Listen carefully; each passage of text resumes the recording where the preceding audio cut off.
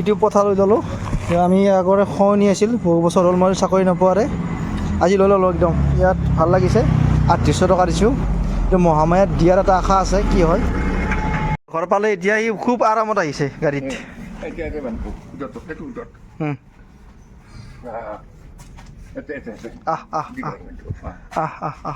আমাৰ মাইনা আহিছে দাউৰি চাব কি শুনো এইটো কলা ছাগলী। ইয়াক খাব দি আছোঁ। ই কলপাতটো অলপ বেছি খাইছে, বাকী চব পাত দিছোঁ। জাম, আম, কঁঠালতটো দিয়া নাই। পানী দি থৈছোঁ। কল ফুল খাইছে, ইয়াত খাইছে আৰু ৰঙালাওৰ পাত আৰু মৌচুমীৰ বাকলিও দিছোঁ। সি প্ৰায় খাই আছিল। আহোঁতে অলপ পেটটো অলপমান খালী হৈ আছিল, এতিয়া অলপ পূৰা ভাল দেখা হৈছে তাক। কিয় মুনু কি খবৰ তোৰ? এইটো জাগিছিল। আমি যে ফেহু দেখুৱাইছিলোঁ আপোনালোকক, এইটো এই দাউৰিছে পূৰা। ই দাউৰিব পৰা হ'ল এতিয়া।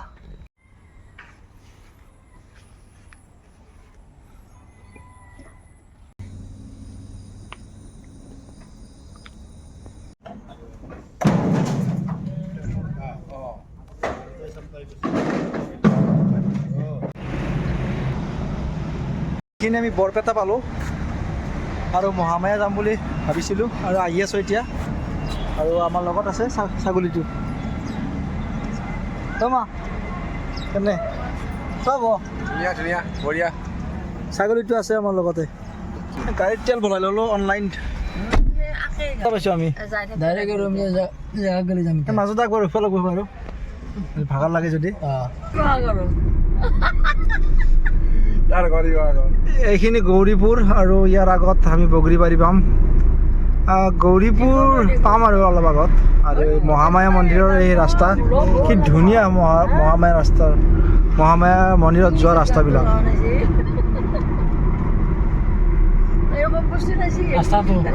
ৰাস্তাটো চাওক পুৰা শ্বিলং যেন লাগিছে, কিন্তু তলফালে।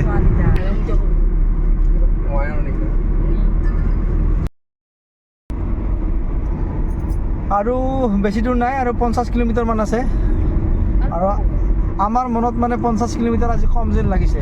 এতিয়ালৈ আমি 160 কিলোমিটাৰমান আহিছোঁ। আজি অলপমান দূৰ পৰিলে। এনেই আমাৰ গুগলত দেখায় 188 কিলোমিটাৰ, কিন্তু আহিলে আমি বেছি অলপ লাগে, কমচে কম 200 বেছি আছে।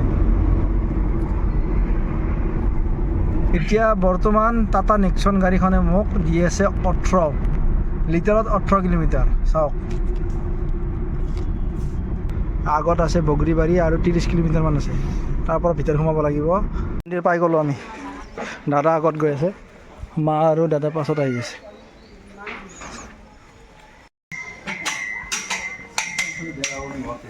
বঢ়িয়াকৈ আহি আছে, সুন্দৰকৈ আহি আছে দেই। তাৰপাছত নিজৰ ঘৰে এনেকৈ আহি আছে। কলটো ভালকৈ ৰাখবি হ'ব। এই বান্দাৰ আছে। অঁ হাতৰ পৰা কাঢ়ি নিয়ে বোলে। অঁ সেইবিলাক কলবিলাক হাতৰ পৰা কাঢ়ি নিয়ে। সেইটো মন্দিৰ। অঁ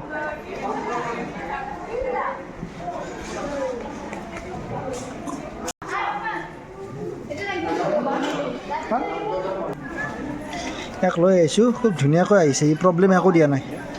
মাজতে তাক পাত খাব দিছোঁ তাতে এটা জেগাত। কাষতে বান্দাৰ আছে।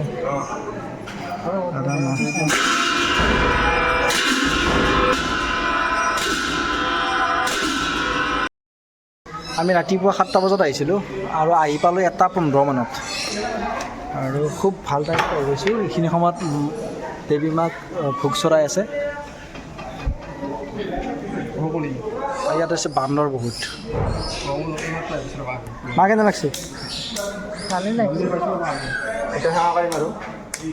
এই বান্দৰৰ বহুত উৎপাত। আমি দিলোঁ চাকি তাকি আৰু ছাগলীজনী দিলোঁ ইয়াতে। ছাগলীটো দিলোঁ আৰু এতিয়া কাপোৰখিনি বান্ধিম ইয়াতে। এই কাপোৰটো বান্ধিলে 3টা গাঁঠি দিব দিয়ে, মানে মনৰ আশা পূৰ্ণ হয় বুলি কয়।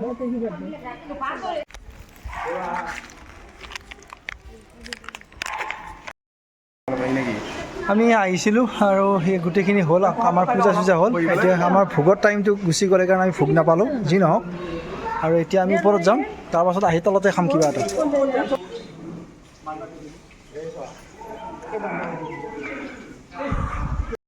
খৱনি আছিলে খৱনিটো আজি পূৰ্ণ হ'ল ভাল লাগিছে আমি এতিয়া ওপৰত যাম ওপৰত চাই আৰু 4-5 ঘণ্টাৰ জাৰ্ণি 6 ঘণ্টামান লাগে তো হনুমানৰ মূৰ্তি এটা বনাই থৈছে ইয়াতে খুব ধুনীয়াকৈ আৰু এই তলৰ পৰা উঠি আহিব লাগে আমি যিটো মন্দিৰ এই মন্দিৰটোৱে তাত তলত এইটো এনেকৈ উঠি আহিছোঁ আৰু উঠি আহি এনেকৈ গৈ আছোঁ মাও গৈ আছে তলৰ পৰা আহিছোঁ বহুতখিনি কমচে কম 200-300 মিটাৰ উঠি আহিছোঁ আৰু মা আছে ভাগৰ লাগিছে মা অলপ লাগিছে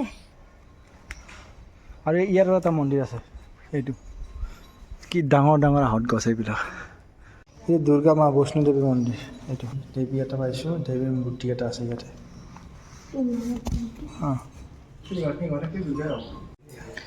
কুৱাৰ দৰে এটা গাঁত আছে ঘাটত ভগৱান শিৱ আছে আগতে মহামায়া মন্দিৰটোৰ কালাৰটো আছিল বগা এতিয়া ৰঙা হৈছে চাওক পাঁচটা দিছোঁ 5-10 কি ফটো লৈছে দেখুৱাইছোঁ মই দাদা দেখুৱাইছোঁ উল্টা হৈছে মাৰ ফটো দেখুৱাওক সেইটো ফটো লৈছোঁ মহামায়াৰ ইয়াত আহিলে যাব মন নাযায় মানে একদম এটা ভক্তি ভাৱ এটা আহি যায় কেনে লাগছে একদম ধুনীয়া বঢ়িয়া লাগছে একদম ফাৰ্ষ্ট ক্লাছ হ'ব কেনে বঢ়িয়া সুন্দৰ আৰু 3টা বাজে আৰু এতিয়া মাছ ভাত অৰ্ডাৰ কৰিছোঁ ইয়াত খুব খানা পাপত দিব প্ৰথমবাৰ আহিছিলোঁ য'ত ইয়াতে ভাত খাইছিলোঁ এইখিনি এতিয়া দোকান বনি গ'ল এতিয়া চাৰি চাইডে এইটো হ'ল পুখুৰী মহামায়া মন্দিৰৰ এইটো আৰু মই এটা কথা কওঁ মই চাকৰি হোৱাৰ আগত ইয়াত এবাৰ আহিছিলোঁ ইয়াতে যেতিয়া মই খৱনিটো আছিল আৰু তেতিয়া মই সাঁতুৰি পাৰ হৈছিলোঁ ইয়াত এইটো হৈছে মহামায়া মন্দিৰৰ পুখুৰী এই পুখুৰীটো মই সৰুতে থাকোঁতে যেতিয়া মই চাকৰি হোৱা নাছিল সেই তেতিয়া মই এইটো সাঁতুৰি পাৰ হৈছিলোঁ এই নদীটো এই পুখুৰীটো প্ৰথমবাৰ আহোঁতে তাতে খানা খাইছিলোঁ আৰু ছেকেণ্ডবাৰ আহোঁতে এই ঘৰকেইটা যি আছে তাতে নাৰিকল ডালৰ তলতে তাতে খানা বনাইছিল বসন্তাদেৰে আৰু আমি যেতিয়া আহিছিলোঁ মই তেতিয়া ইয়াতে খানা বনাইছিল দাদা তই কি আহোঁতে ক'ত খানা বনাইছিল মই এবাৰে আহিছিলোঁ এই তাতে খানা বনাইছিলোঁ পুৰতে বেলেগ বেলেগ ঠাইত মানে খানা বনাইছিল আৰু এতিয়া প্লেচবিলাক বদলি আছে এইখিনিত মানে দোকান নাছিল আগতে এইখিনি দোকান হৈ দোকান নাছিল ঘৰ নাছিল একো নাছিল আৰু এইবিলাক চব খেতি পথাৰ খুব সেউজীয়া পৰিৱেশ এইবিলাক আমি 3 কিলোমিটাৰমান আহিছোঁ এইটো লিখা আছে স্থাপিত 10ম শতিকাৰ শেষ ভাগ বহুত পুৰণা আৰু পুনৰ উদ্ধাৰ 1993 চন এই হৈছে স্নানঘাট খুব ধুনীয়া আগতেও খুব ধুনীয়া আছিল কিন্তু এইফালে বনাই থাকে নতুন নতুন বস্তু এই চাওক বনাইছে এইটো সাপ বনাইছে নতুনকৈ তাৰপিছত এইটো হাঁহ বনাইছে নতুনকৈ এইটো নতুনকৈ বনাইছে এইটো হাঁহটো আৰু এইটো কি ধুনীয়া বনাইছে এইটো চাওক গড় আছে ইয়াতে বাঘ বনাই দিছে ডাঙৰ ডাঙৰ আৰু এইটো হনুমান বাহ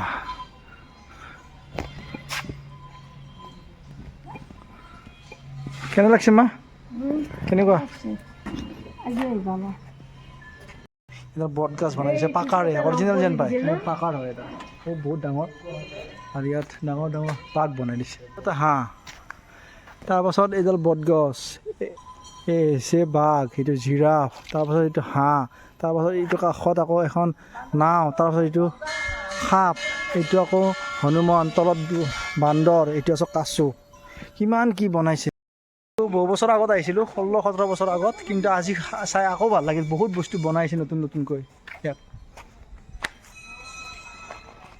অৰিজিনেল যেন পায় কিন্তু একদম ভাঙি থকা তালগাছ বনাইছে এটা এই বহু বছৰ আগত আহোঁতেই দেখিছিলোঁ খুব ধুনীয়া বনাইছে এইটো শিপা ঘূলি পৰিছে কিমান ডাঙৰ ভেটি বনাইছে এইটো মানে প্ৰতিটো বস্তু মন্দিৰ আছে এইটো ব্ৰহ্মা মন্দিৰ এইটো নৱগ্ৰহ মন্দিৰ এইটো বাথ মন্দিৰ এই মন্দিৰবিলাক লিখাই আছে চব এটা এটা পাকা পাত বনাইছে ইয়াত কিমান কষ্ট কৰিছে কিমান হাজাৰ পাত আছে ইয়াতে কিমান ওখ পাতটো একেই যেন পাই চাওক এইটো ক'ত দিবি এতিয়া মেইন তাতে দিছে দিয়ক